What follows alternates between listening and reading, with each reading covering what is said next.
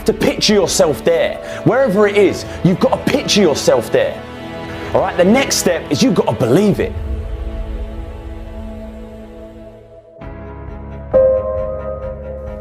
I'm here to tell you, as a former professional athlete, all we talked about was the next level, and most people think the next level is a cliche. The next level is not a cliche. The next level is a lifestyle. The next level is a tangible place.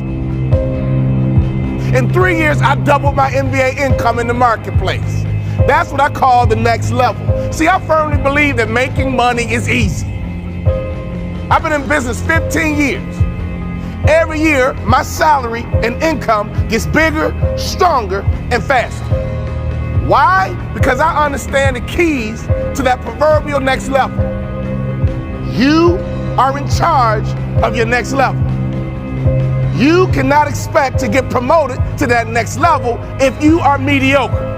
Some of you guys are doing a $5 million, you want to get to the next level, it's going to require you to become somebody different. If you're at 10 million, you want to get to 20 million, you can, but you must become someone different.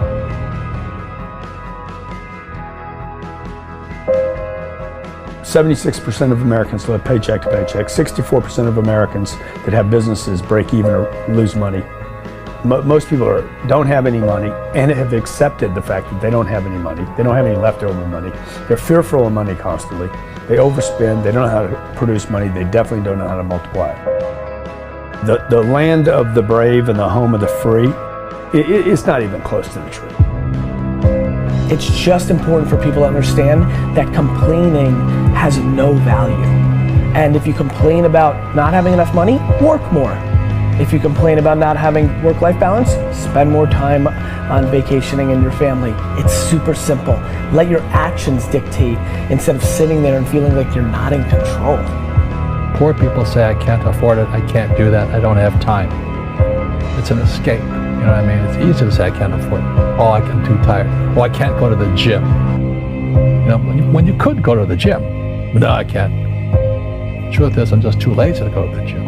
Money doesn't have value, right? And this is an important thing that most people don't immediately understand, is that money itself doesn't have value. Money is a vector for transmitting value. It's how you express value.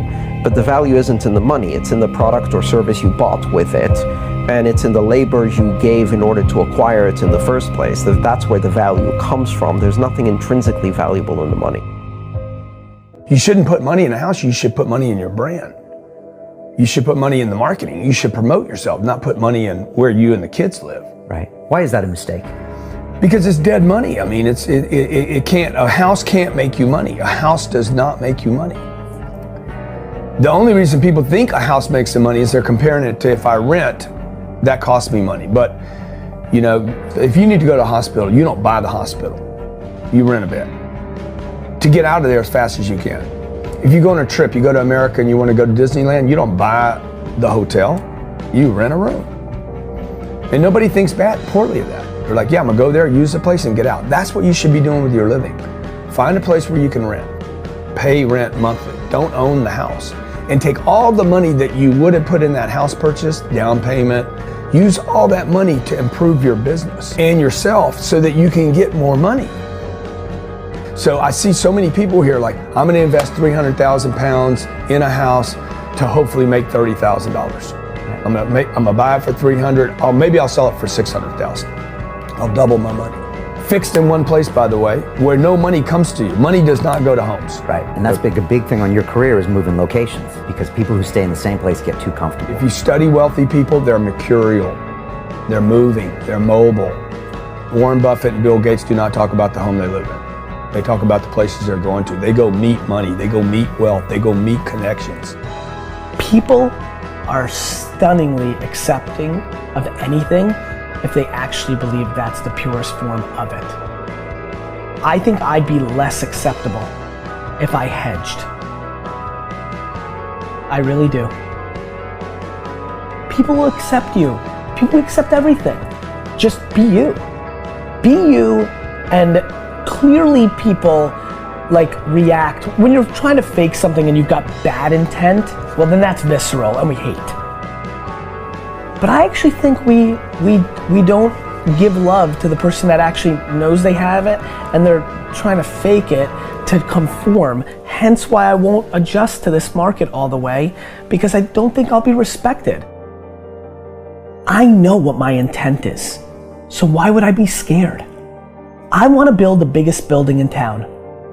That's who I am. And you know how I want to do that? By building the biggest building in town. And a lot of people want to build the biggest building in town, and you know how they want to do it? By tearing everybody else's building down. Poverty is passed on. It's taught in your families. And middle class is taught in families. And so the people right now who are sitting at home, who are struggling financially or worried about money or unhappy, they may be making a lot of money, but unhappy with what they're doing, it was probably taught to you. You know, your super ego was taught, get a job, work hard, or you'll never be rich, or the rich are evil, or whatever. You can become one of the 3%. I guarantee you, you can earn a lot of money.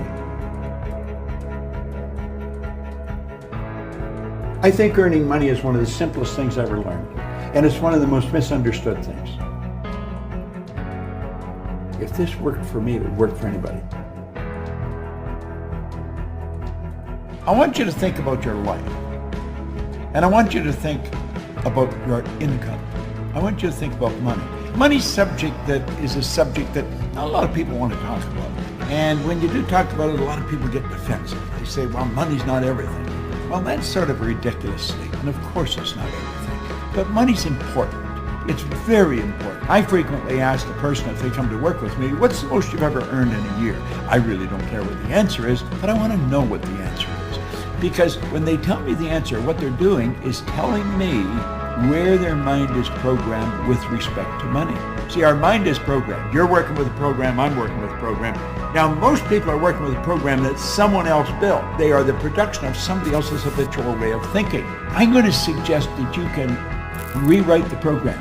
The problems that you're facing, maybe the lack of money, or the loved ones telling you you're crazy, you're wasting your time, get a job. What do you do? If you've already got it, it's really good to hear it again. If you haven't got it, you're going to love it. It's really about how to create all you want.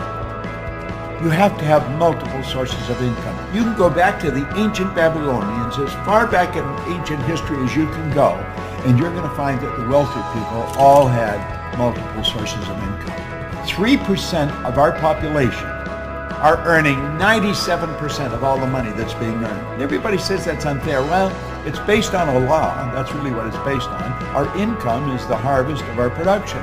That's really what it is. But 3%, some of those 3% are not very well educated, insofar as we look at education. Some of them are functionally illiterate. They can neither read nor write. Now, some of them are absolutely brilliant. But you're going to find people that are absolutely brilliant that fall into the 97% category that have to split up 3% of the money that's earned. Why and how does this happen? My income went from $4,000 to $175,000 in a year. And it was based on the concept that I want to explain to you here. But what we have to understand is that the earning of money is something that doesn't happen by accident. Wealthy people historically have always had multiple sources of income. This isn't an accident. It's by design. You can design this. There is an absolute law governs compensation. We know that there's a law. If I let this go, you know it's going to fall. If I let this go, it's going to fall. It's not going to go up. It has to go down. It has to go down. That is an absolute law. It's called the law of gravity. That's a law of the world. The law of compensation is a law. And it's very exact. I want you to really pay attention to it, because this law clearly states that the amount of money you earn is in direct ratio. It's in exact ratio to the need for what you do, your ability to do it, and the difficulty there is in replacing it. You see, in my particular business, there's the opportunity to earn millions of dollars, and I have earned millions of dollars. Not because I'm smarter than the next guy, and it's not because I'm lucky. It's because I find myself in a field where there's a tremendous need for what I do. when you find a tremendous need, and then you develop your ability to fill it, you've got to become very, very good at filling the need. Take a bucket of water and put your hand in up to the wrist. When you pull it up, the hole that remains is just how much will be missed. You can stir all you want as you enter. Stir up the water galore. But stop and you're going to find in no time, it's much the same as before.